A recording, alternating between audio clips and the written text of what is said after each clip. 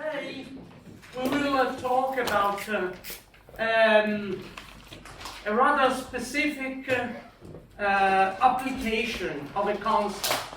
So I will talk about the concept and then I will show you a number of applications in, let's say, science that I consider in my life. So it's a kind of review of a number of things.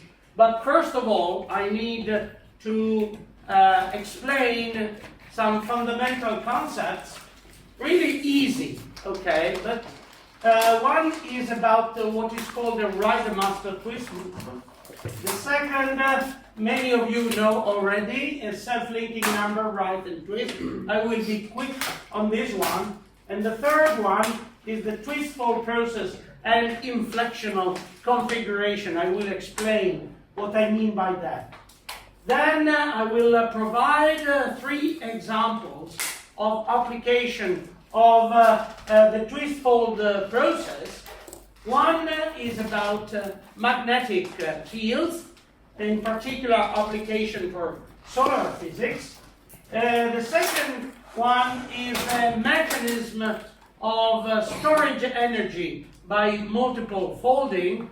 And in the second example, I mention very briefly possible applications in DNA topology. And the third example is related to a change of topology, not of the knot, if you like, but of the surface spanned by the knot.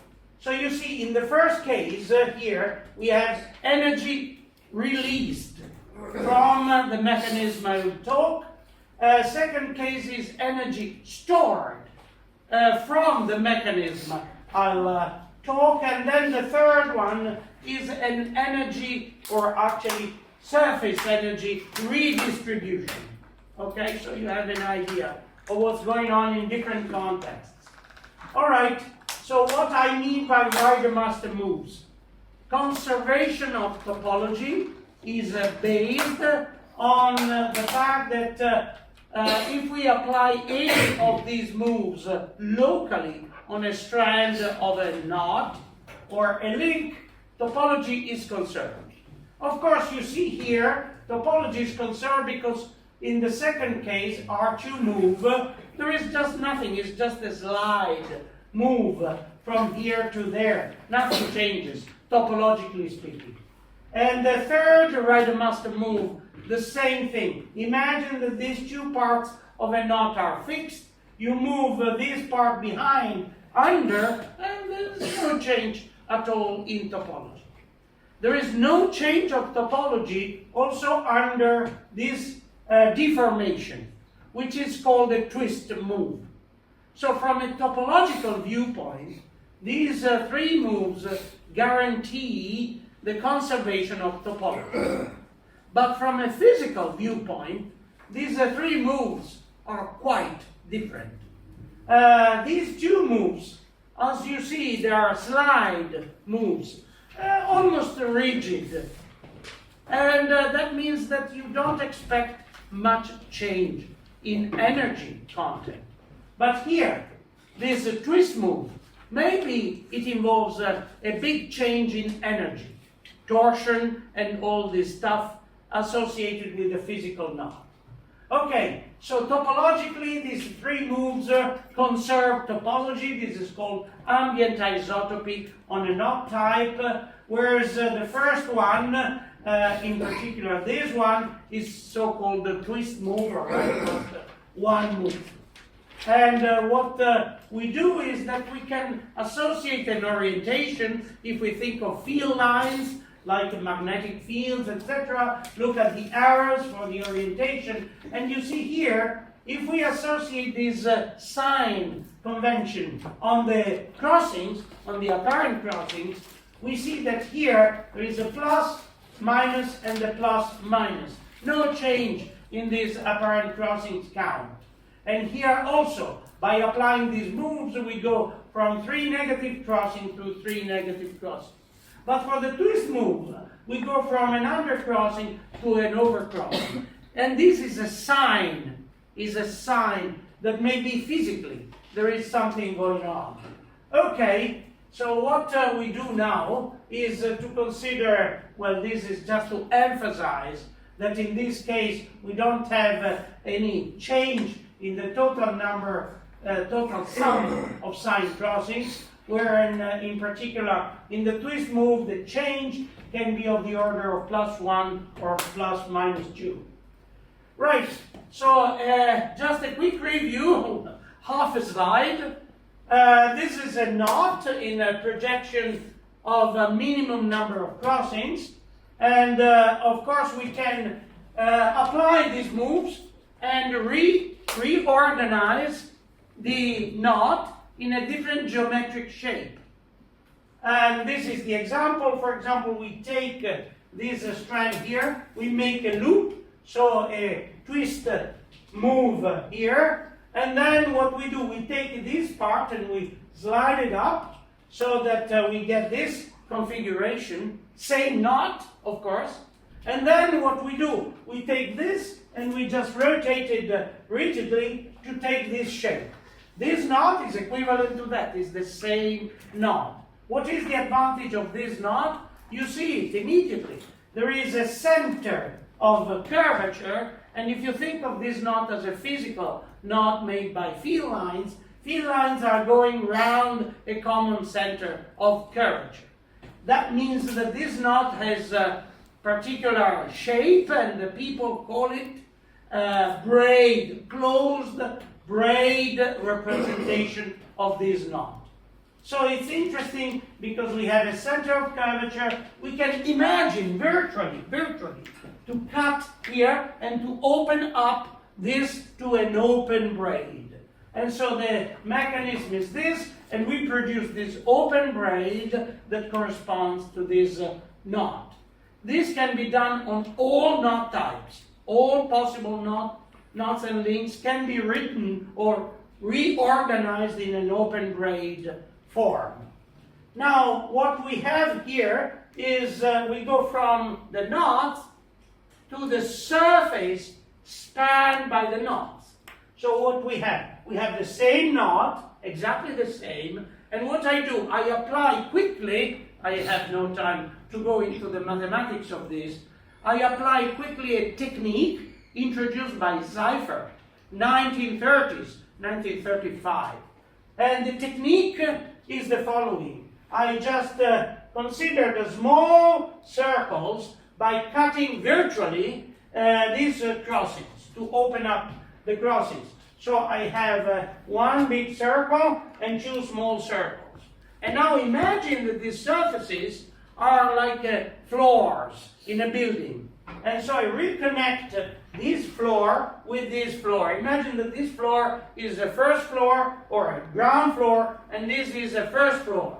And I reconnect with a twist, a piece of twisted surface. Remember, the business is to go from the knot to a surface that is bounded by the knot. And this is the technique. Okay, so I go now to these floors, I put a surface here, there, and then I have to connect the ground floor with the first floor. And so I hire up the floors, and now I have to connect it with stairs. And the stairs are just the twisted, little twisted bands, and the result is this. So we have a surface. We go from the ground floor, we twist it around, we go to the first floor, we come down to the ground floor, we go here, we twist it upstairs to the first floor, etc. What I do with this is to show you that not only we can discuss knots in terms of braids, but we can study knots in terms of the surfaces bounded by the knot. Okay? So this treatment is a standard way to turn a knot into a vector surface. That's right. Any requirement or any constraints for constructing a vector surface? No constraints. The technique is called the Seifert technique, and you can apply it to all possible knots and links. And the outcome of this, relevant to us, for physics is that you get a particular type of surface. It's not unique, the surface. You can have different shapes, but the surface of the Zipher technique constructs orientable surfaces. So the only orientable. Only orientable. And this is very important. Why? I give you a quick example just to intuition, just to guide you. Suppose you are on the opposite sides of this surface, and imagine that you measure something physically. Then if you approach the 2 points on the opposite side to the same point on the surface, you should have the same physical information. You don't want to have a jump in the physical information from one point on the surface to the other point on the surface, one side of the surface to the other side of the surface, because the surface is a kind of virtual surface. So the 2 points are in the complement space of the knot, and they should receive the same information from the physical knot. Okay, in this sense, the subfilm you will talk about is not a real Zipher surface. It is exactly a Zipher surface. But it is not orientable. No, it is orientable. You will see. You will see. Wait and see. Okay, it's not a Mobius strip. Please wait. Okay. Does the Helicity conserve the individual process? Yes. Yeah. But that's but that's the subsurface. They conserve the Helicity. Yeah, the surface is, if you like, is either, it depends your view, but it can be thought of as virtual surface, not a material surface. Or, if you like, you can think of this surface associated with the field that you embed on the knot. Okay, It depends on your approach. In mathematics, it's a mathematical oriented surface. In physics, I show you a physical example of this surface. All right, so this you know already. If I deal with links, one important information comes from the linking number. So the linking number is a topological invariant of a link. If you deal, of course, if we have many links or many components, we have a total linking number. If we deal with one component only, we deal with a knot rather than a link, and the knot invariant important for us is self-linking. And as I told you yesterday, self-linking is made up of geometric contributions due to rise and twist. We saw this many times, so I won't spend much time on this. All right, what I want to show you is an idea of what I mean by twist-fold process. So imagine that I have a curve flat in a plane, and imagine that this curve depends on the arc length s and some time, kinematical time t.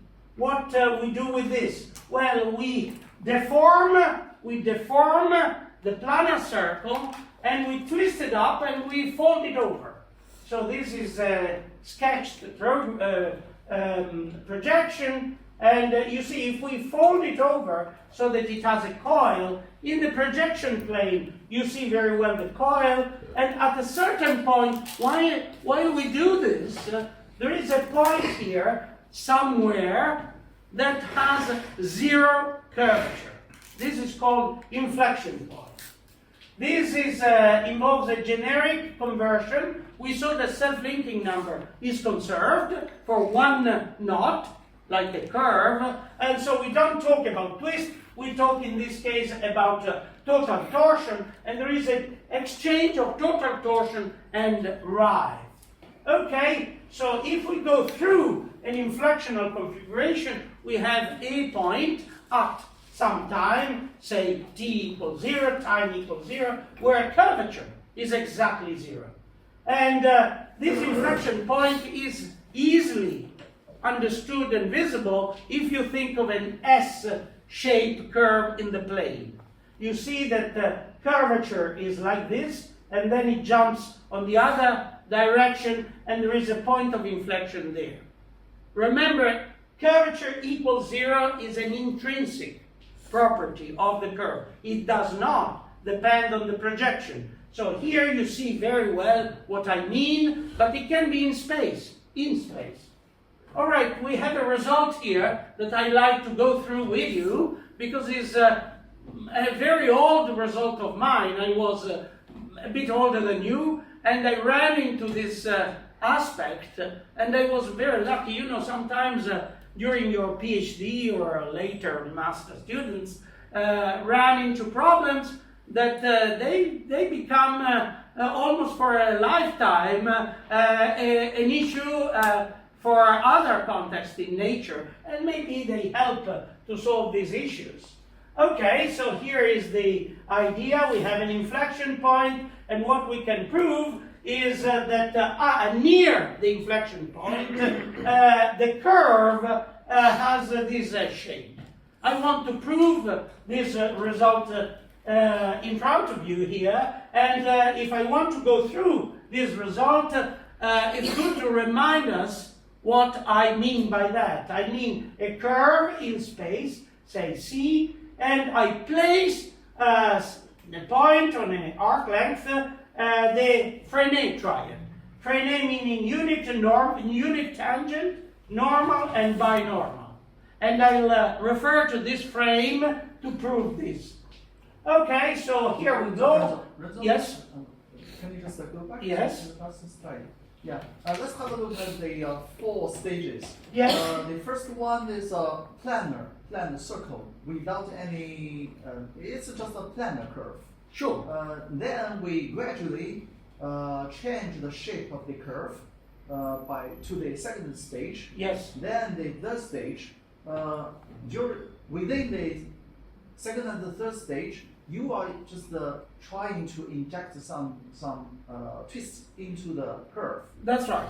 At the same time, because twist plus rising must be Constant. constant. Yeah. So when you are injecting some twisting into that, some rising will occur to compensate the twisting.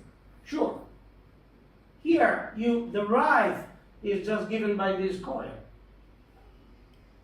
Rising can be recognized from projection. Sure. So there is a coil there, visible, in 3D, of course. This is just one projection. And right is according to the direction of my arrows is a +1 in this case. Okay, so If it was flat, of course it's not flat. rising can be recognized from a projection. Yes. But twisting cannot be. Well, this is the usual difficulty. I would rather call torsion. Torsion is difficult. It's a piece of helix. Torsion is 0 when the curve is on the plane. A planar curve, torsion is 0. If you imagine to have a piece of real physical wire, you cut it, and then you deform into a helix. Then you have torsion coming out. So a spatial curve has non-zero twist. This is a very interesting point. Space curve in general has always a torsion, with one exception. Of course, curves in a plane, 0 torsion by definition. Curves on a spherical surface, total torsion is 0. Total torsion. But The integral of torsion along the curve is 0. Okay, locally it could be non-zero, but total torsion. Of course, yeah. These are global quantities. Global one, not local. This is normalized, you remember.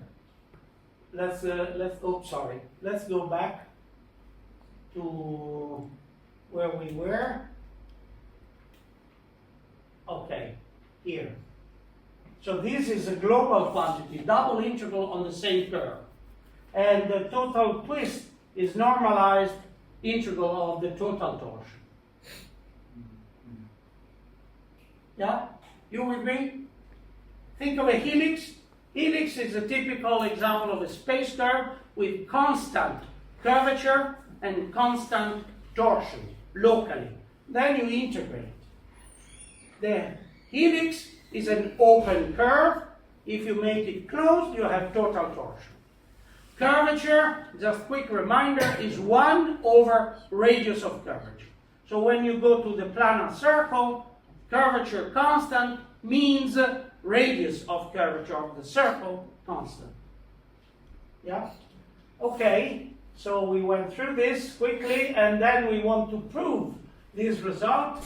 And we consider generic passage to an inflectional state. The inflectional state is assumed to be at the arc length 0 for reference, SI0.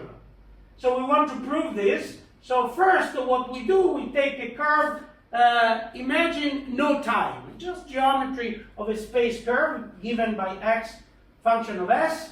And then we consider the point curvature equals 0. First Frenet equation says the time derivative along the arc length is given by curvature times n, the normal. And when we do a Taylor expansion on the curve, you Taylor expand, t prime is 0 at inflection point, so we have t, and then second derivative of t. And then we keep going like this, and when we reverse to the curve, x of s, we have the curve at the point of inflection plus this expansion. This is exercise of almost undergraduates. It's very standard, simple exercise. And then what we do, well, remember we take arc length, so that means that the unit tangent, the tangent vector is a unit length, curvature 0, so we plug in this information and we notice that the product of these two quantities is 0. This is just because we have a scalar product of the normal and the tangent direction. Okay, so if this is true, then we can use these two vectors as references, like x and y, to construct a local frame there. Without any time, the geometry, local geometry, is given by this example, this twisted cubic, where A in this particular case is 1/6. We can normalize this A to 1, and this is the expression of the twisted cubic, no time. Now I insert time. And this, remember, no physical time. It's just a motion like a toy. And I insert a time so that I get this configuration at time equals 0. So I move away from the inflection point in space along the curve, and also I move away in time from the time equals 0, where I assume that this is my curve. So what I do, I take this, I want to have unit normal and binormal well defined there when time is different from 0, and playing a little bit by rigid rotation, you can quickly show, you see, as time goes to 0, this term goes to 0 and this term goes to 0. And you pick up time so that dominates close to 0 and reduces this curve to that one.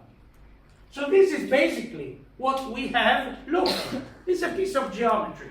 And now I can tell you, this little formula has been quite successful. If you buy the manual of Wolfram's guide for Mathematica, this is a standard software that is implemented to study inflectional states. When you have this form of the curve locally, remember, then you can compute from there curvature and torsion. So you have curvature and torsion locally near the inflectional configuration. So now we are ready, because we have the geometry local to inflectional state as time goes from, say, minus t to plus t, going through t equals 0, and we can work out something. So, 3 examples. I start with magnetic fields. So this is a picture, a satellite picture of the activity on the solar surface. This is the solar surface. Remember, just to give you an idea, more or less 5 times this dot, which is almost the same as the dot, is the Earth diameter. So that gives you an idea of how big these phenomena are. And this is just a satellite view of solar coronal loops, plasma loops that erupt from the sun surface, so to speak, and they interact and they release energy. So the question is about energy release. Okay, so this is the thing, and then by observation, these phenomena are every second as we speak. These things come up and flares, and when they flares, they emit energy, and this is part of the energy we receive in various frequencies, of course, and in various spectra. Anyway, what we have here is just a view, 3 snapshots of an event, of an instabilization or destabilization of a plasma loop. A plasma loop emerges from the solar surface, it goes up, is twisted over exactly as a Reidemeister twist move, and then eventually either opens up and releases energy, or it goes down again, because there is no so much twist energy inside. I want to examine this phenomena in detail. So here we go. This is a sketch drawing of what I mean. You have a Reidemeister twist move in front of you, and what I do, I have to do a little bit of analysis here. This is not so, it's a pretty elaborate analysis, but the idea is simple. We have a magnetic field, and the magnetic field we assume is a tubular configuration, and the magnetic field is decomposed in an axial direction and the meridional direction. And what I do, I assume that the axial direction just depends on r in cylindrical polar coordinates, and the meridional direction depends on r and also theta, a little bit. Okay, once I have this assumption, the twist is defined as the cross-section of the what we may call polar to toroidal fluxes, which basically is proportional to the intensity of the meridional to the axial field, and then we work out the Lorentz force. The Lorentz force is the force under which filament magnetic lines obey or move, and I want to decompose this into an orthogonal and the meridional component. Why? Because the meridional component is just circulatory around the flux tube. But the orthogonal, the perpendicular component, is what drives the magnetic lines in space. Okay, so no time to discuss this. This is a bit long, but we can work out these expressions. First order information, neglect this for the moment. First order information is standard in books.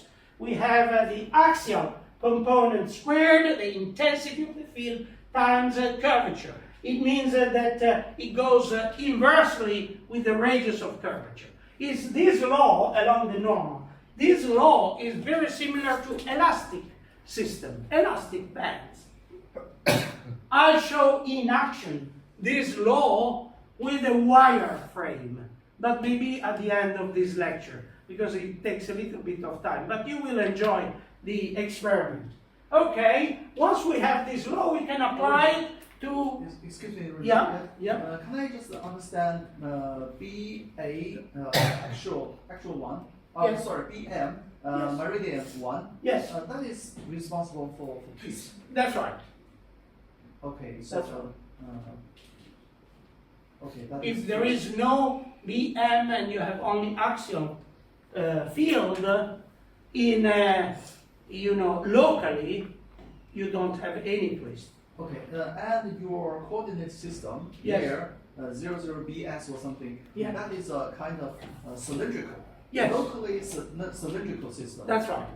Okay, the third component is the, how to say, Z direction. And Exactly, along the arc. second one is sigma. Yeah, exactly. Thank you. Yes. Okay, yeah.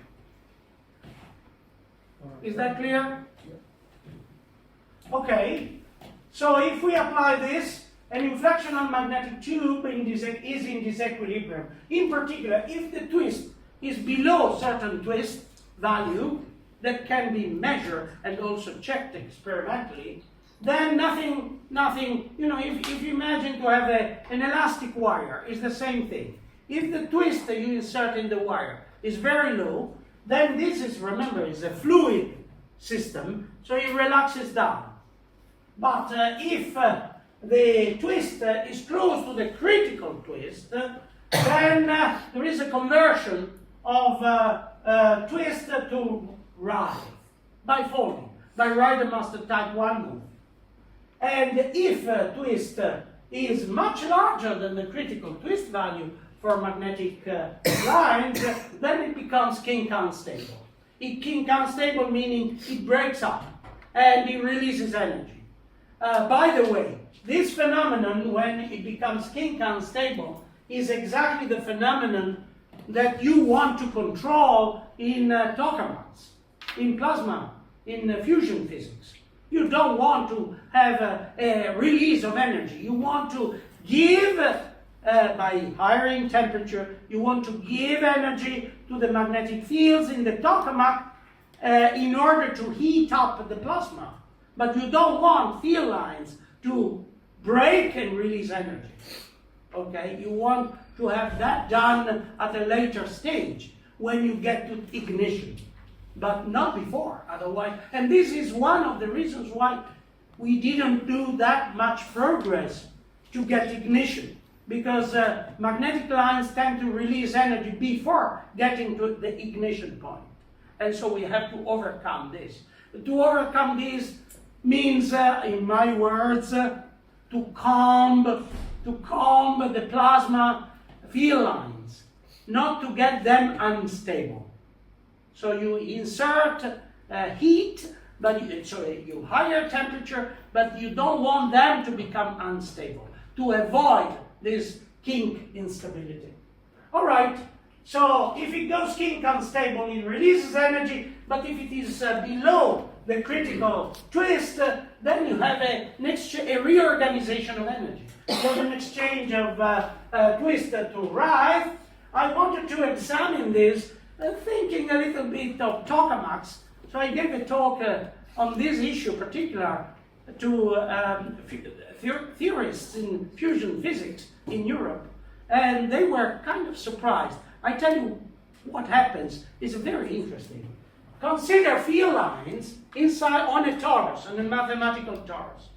And you believe, your intuition is that whatever you choose, field lines covering the torus, there is no inflection points. Why? Well, you think, well, curvature is always going like this.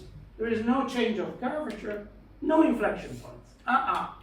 This is not quite true. If you perform your analysis correctly, according to the ratio of the small r with the big R in the torus, you find that you can prove that you have a number of inflection points given a given aspect ratio.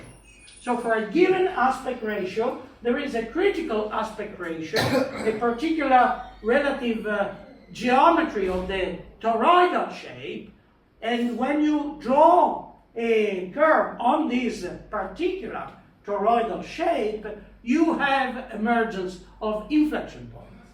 That means that you may have more than one inflection point appearing when you go in this direction. I want to give you quickly an idea of modern applications of this. Applications in this particular example I chose because I like to work on this. Applications is maybe the wrong word. Question for young people. The question is, how how is it that the magnetic fields that we have on Earth, or in planets, or in stars, stays more or less the same over a million years? Sometimes there is a flip. You flip of Of polarity. Now sometimes every some centuries there is a flip of polarity, but it stays there. Over a million years, you expect that it should decay. Why? Why it does not decay? So I became interested to this problem, discovering that the great Gauss spent a long time of his life about this problem. He was at the origin of what we call now theory of geomagnetism. But geomagnetism refers to the Earth, magnetism in general. This problem, as a nickname, is called the dynamo problem. Dynamo problem. If you go the old time when I was young, biking on a bicycle, we had a dynamo to generate the light of the light bulb. And what is the production of the energy? Production of the energy was a rotating system with of course a magnet, an artificial or a natural magnet that was producing electric current. So the idea is what is the mechanism at the heart, at the core of the Earth, that keeps the magnetic fields alive? Otherwise it would decay. Now this is a hard problem. Why? Because we cannot go to the center of the Earth. So we have to perform experiments on Earth and see how is it possible. So this is called the dynamo problem. I give you just one slide on this. And at a certain point, the Russians proposed a model for this. I will be very quick. This is called the stretch, twist, fold model of dynamo, kinetic dynamo. These are the authors of Einstein and Zeldovich. And Zeldovich was a very great astrophysicist from Russia. You see the paper is 72, but people are still working on this. And the idea is you start with field lines like in a circle, and then you do a stretching, you stretch, you twist, and you fold it over. And by folding it over, you now think to merge these field lines in a real fluid, in a real plasma. And so under this, you conserve volume and you conserve flux, and you see, you can prove that magnetic intensity is kept sustained. And just you can do this with a number of coilings, and you can estimate the ride. And the idea is that you take our curve, you put a flux tube, you perform a coil, you go like this, you just glue the coiled system to a new one, and you do this iteratively. If you do it iteratively, you can sustain the magnetic intensity. Example 2. Twist fold for elastic filaments. I told you that Lorentz force acts on magnetic fields more or less like elastic filaments would do. Curvature along the normal direction. So again, let me consider our example, and then I deform it as we did it before. Self-linking is kept equal 1, and so we start with some twist and rise or more or less 0, and as we deform it, a coil forms, and at a certain point we have one coil, rise equal 1, and twist almost a 0. Now, I proposed some equations in collaboration with my former PhD student, Francesca Maggioni. She is now a professor at the University of Bergamo. And that was an old paper on proceeding Royal Society. By playing with cosine and sine, you can reproduce the whole thing here. So it's beautiful. You have an equation, you have a kinematic time here, and you have these equations to play with to reproduce this mechanism. What we can do, we can... Yes? Renzo, just go back. At the beginning, Yes. In your result of 1992, you gave an expression Yes. with T to cubic, that's something. But here, this is a different expression. Sure. What's the relationship between the two? Okay, this is giving you all the snapshots that you see by varying time. Okay, you vary time. S is the arc length. It goes between 0 and 2 pi. You can normalize the length if you don't want to have it stretched. But you run it with time. So it's like time 0.25, 0.4, 0.6, 0.8. As you run it through time, you have this evolution. When you go through this, somewhere here, you may hit an inflection point. Okay, this is... Okay, my second question is, in your 32 paper and this paper, yes, you just give the expressions. All your results are related to producing one coil. Yeah. Can this expression be extended to two coils, three coils? Sure. Let me go on and show you. First of all, the emergence of inflection points. Inflection points, remember what we did. We had the covering on the torus, and now I reverse the process. Without mathematics. I want to show you the emergence of inflection points. How we do that? Wait, follow me. So we started with the one curve, the red one, covering the torus, and then going to, I'm reversing the process. I want to reduce this curve to a single circle, planar circle. Okay, like this. And now imagine that you go backwards to produce many coils. And so what you happen to see is that if you project the curve on the Gauss map, is a technical mapping, you project the curve to, instead of seeing curvature, you see torsion as cusps. So if you do a planar circle like this, and you project it with a Gauss map on the surface, on the Gauss surface, you see just another curve that is a circle. But if you imagine to start to perturbing this curve so that it winds around a very little torus, mathematical torus, then at a certain point, how do you go from here to there? Some inflection points emerges, and these are visualized by the cusps that are produced on the Gauss map surface. So these cusps are a signature of the number of inflection points that you have to go through in order to go from a planar curve to a curve that is wound around the torus many times. Okay, now we have two inflection points, and as Gauss told us, you can increase complexity of whatever you do. The hard bit, remember, is to do simple mathematics. But once you have something simple, to make it more complex, always very easy.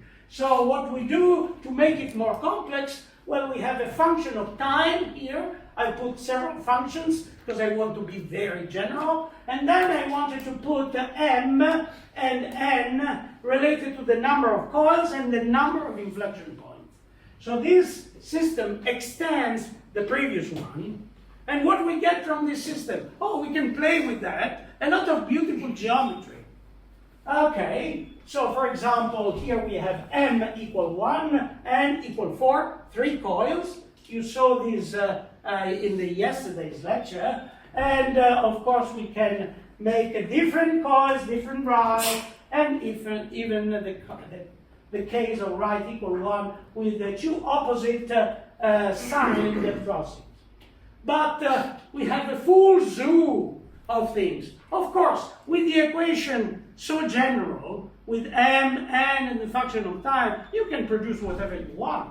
Here, there are 3 coils, as we saw before, epicycloid, and then we can have an epicycloid, and then, of course, we have m equal 1, n equal 2, n 4, n 3, and this is just examples. These are just examples. to show you how many different geometries we may create with these equations. And this is just a modern view of the same thing done by Rob Sharine with Not Plot. So you can construct all sorts of different geometries according to the physics. Of course, you can measure things. I won't bore you. You have a ride in time, how it goes, a number of coils, and energy, bending energy and torsional energy. Okay, what are the applications in this case? Well, possible applications are on DNA topology and DNA geometry. Why? Because the DNA is a long filament that is highly compactified in a cell, a human cell, at a very great scale. You see the ratio here. And the coiling mechanism is performed by action of enzymes and, of course, protein. So the people are interested in the packing problem, and I will go very quickly here through this slide just to show you that we can afford a very high number of coilings by this mechanism. Continuous deformation of one filament, you make a coil and then the second coil, etc., is what you do when you ride up a rope, or in sailing, or in mountaineering, etc., etc. Nothing special. Conversion of right to twist, and then coiling, coiling, coiling, etc. Now, I want to show you another case, my third example, final example, the same thing, so nothing different, except I reverse time. I go from this configuration to this. And okay, you say, well, okay, it's a wire frame, you just remove it back to the planar circle. What's interesting? The interesting thing now comes from looking, your eyes, you know, when you look at things from a different perspective, you find something that you never thought before was there. And now what we see the surface. The surface bounded by this curve, or this wire. So, okay, the equations are these ones, more or less the same equations, and what we do is the following. We look at this surface. Imagine that this surface is bounded by the two lines. If you look carefully, and if you think about it carefully, you will find that this surface is a Mobius band. So if the curve, the red curve, is in shape, oops,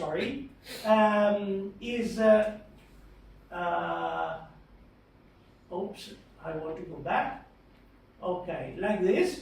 So if this curve is in shape, and imagine that you have a surface bounded by this curve, never mind to be orientable or not for the moment. Okay, this is the surface, and now you go back to this situation and you wonder how, through deformation, this surface, which is a Mobius band, two-sided surface at the end, one-sided surface at the beginning, how on earth you go from one surface, one-sided surface, to two-sided surface. So I went to, at a certain point years ago, I went to Cambridge and I talked to my old supervisor, my previous supervisor, Keith Moffat, and they said, this would be very interesting to explore. He was instantly taken by this. Oh, Renzo, this is very interesting. Nobody ever thought about this, and they said, well, there is nothing in literature about this. So he rushed to Ray Goldstein, at the time chair of mathematical physics, but in Cambridge, UK, they do experiments in mathematics. So there is a lab, and he immediately was enthusiastic about this idea and said, okay, let's set up a group of people, students, and perform real experiments. With what? With soap film. Oh, soap film is the love of mathematicians. Why? Because it's a soap film, you know, when you make bubbles. It's a surface that has same pressure, atmospheric pressure, one side and the other maybe, and is a laminar surface. It's a fluid, liquid surface, but it's laminar, very, very thin. And you can produce various shapes, and it always attains minimal area surface. That's why it's so interesting for mathematicians. Now, for us, it's also interesting because this minimal area conveys energy for us, tension energy. Okay, so this is the idea, how it works, and then to produce an experimental result. So the idea is first we want to work out the corresponding surface, so we add a parameter mu to create a band, a ruled surface, because mathematics allows this. And then we perform first a numerical check. This is done by Mathematica, very simple. You see the Möbius strip that is gradually reducing. You see, this is an interesting thing. Pay attention to the hole. The hole is reducing while deforming, but at a certain point there is something very strange here, hardly followed by Mathematica, because there are singularities in the mathematical equations, and at a certain point a kind of cusp in the surface. Remember, this surface is a fluid surface. It merges and reorganizes itself. And here you have it, almost flat, almost a 2D disk. All right, so the hole disappears. You do ruled surface analysis. You can establish that time of disappearance more or less is 2/3. And then this is the classical problem. It's called the plateau problem. Poisson-Laplace equation is governed by pressure related to this, average curvatures, if you like. H equals 0, because pressure is 0 on the two sides. And so you minimize this quantity. This is the real experiment. Now, if I have time, I'll show you what has been done in Cambridge by Ray Goldstein. Maybe while Shin sets up the movie, wait to see it, I will show you my experiment. Because, I didn't have big apparatus, I didn't have high-speed camera, I didn't have all that. But I was very curious to find out before the experiments, the real experiments. So I asked my wife to help me. And what I did is this. This is my poor version of the fluid surface. And this is the end result. So I reverse in time. I want to go to the coiled shape. So this is wood film. It's pretty delicate. I have to handle with care, otherwise it breaks up. And so what I want to do is to coil up the system. I don't remember how I did it. Sorry. Okay, like this. So now you see, here is my coil system, one coil. But you see what happens? I can visibly see what happens. I immediately wrote back to Keith and Ray, say, hey, there is a kind of twisting up of the fluid surface. Of course, it's a fluid surface. It doesn't do what it does this. It reorganizes. But I can see, you see the twist. And you see that it doesn't stay like this because there is an inflection point. It's elastic, the border. And when I go from this side, remember what we see is not this. What we see, imagine, is a Möbius band around here. And when I remove it, I can see that the Möbius band has to twist somewhere in order to produce the flat disk. Now the movie is playing, maybe, let's see there. Okay, let me start again because I want to. I tell you what you see because it's hard to follow. What you see is, remember, we have a Möbius band here, and what you do, you look through the hole, and as you deform it, the hole disappears. So you look through the hole to see what happens. Let me start again here. Oops. Okay.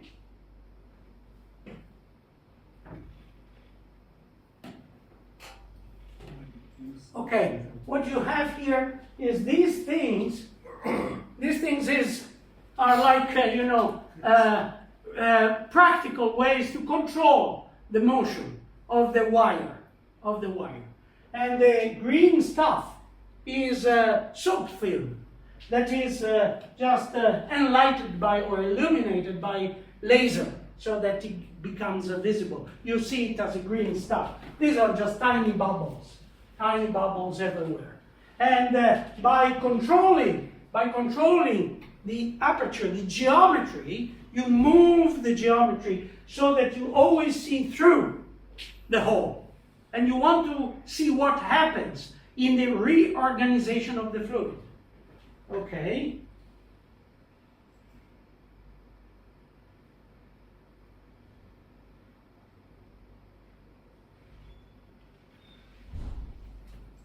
Okay, so this is what you get afterwards. Afterwards, no hole. It's just already opening up. And you want to see what happens exactly when the hole disappears.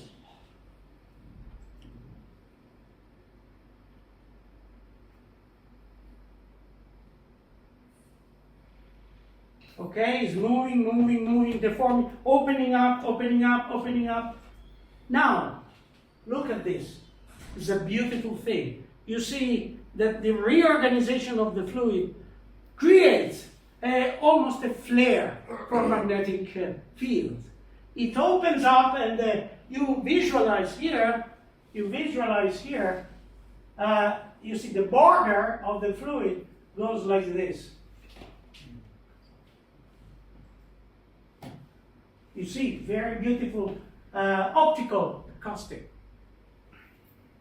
It's just like the corona flare. That's right. On the top of the sun. Exactly the same. So please help me to set up the slides again.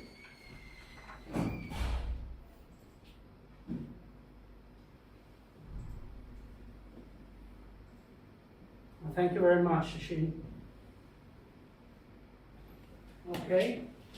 So now you see the frames from the movie, and this is called the throat of the hole, and it's also interesting to compare, to measure these things with respect to many other aspects of the phenomenon, initial configuration, final, or almost toward the final state, and what happens is that the plateau border that goes like this, in the Möbius case, after the collapse, it goes like that.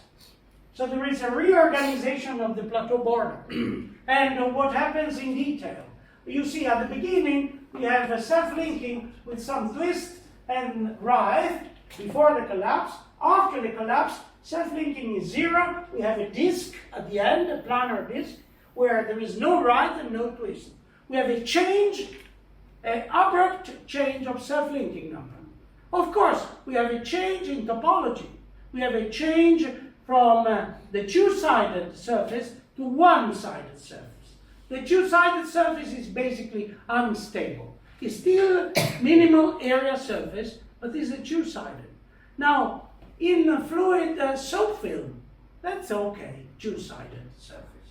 For us, if it is a magnetic field lines that induces current, or the other way, a current that induces a magnetic field, you don't want a two-sided surface. You don't want two nearby points of the opposite side of this virtual surface to have different induction effects. You have to have the same induction effect.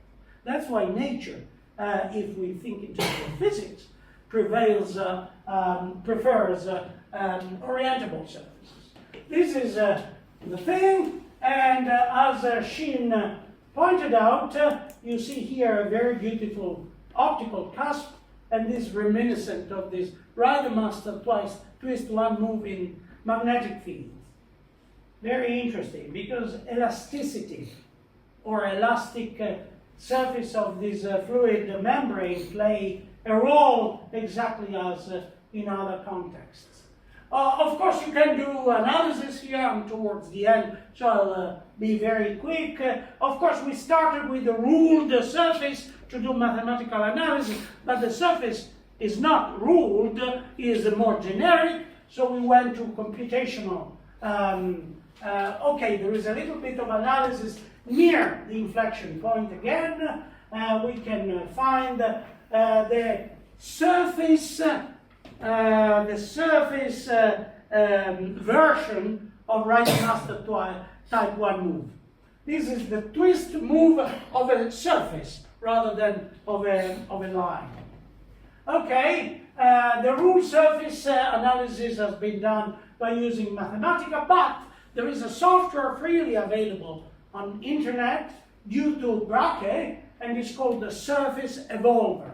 The minimizing area of whatever configuration or shape of a knot you take. So we can compare the two because the surface, minimal surface, is of course much more precise than the ruled surface minimization.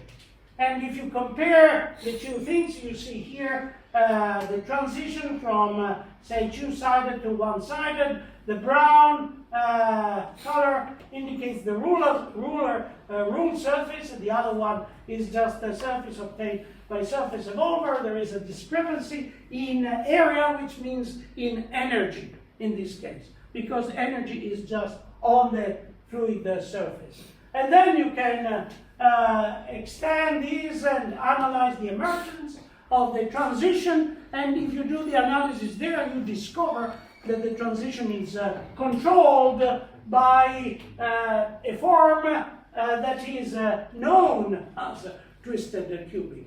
I believe this is one of the first, if not the first, example of a catastrophe that was called that way in the 70s, 80s. Dynamical catastrophe from one system to the other is now part of singularity theory.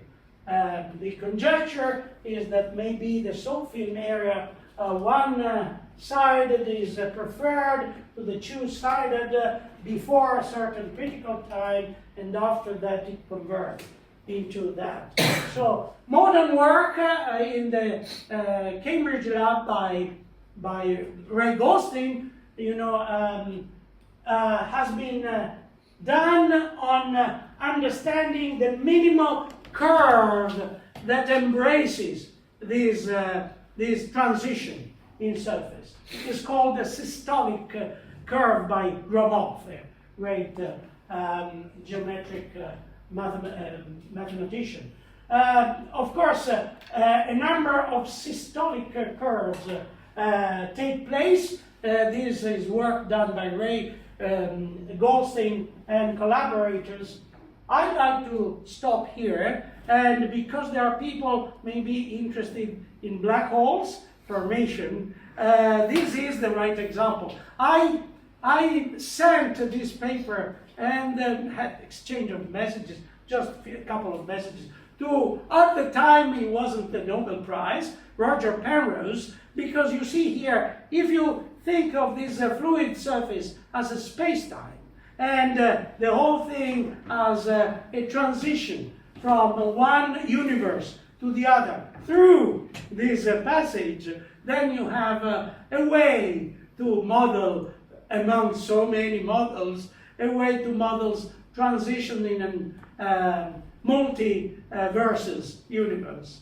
Okay, thank you very much for your attention.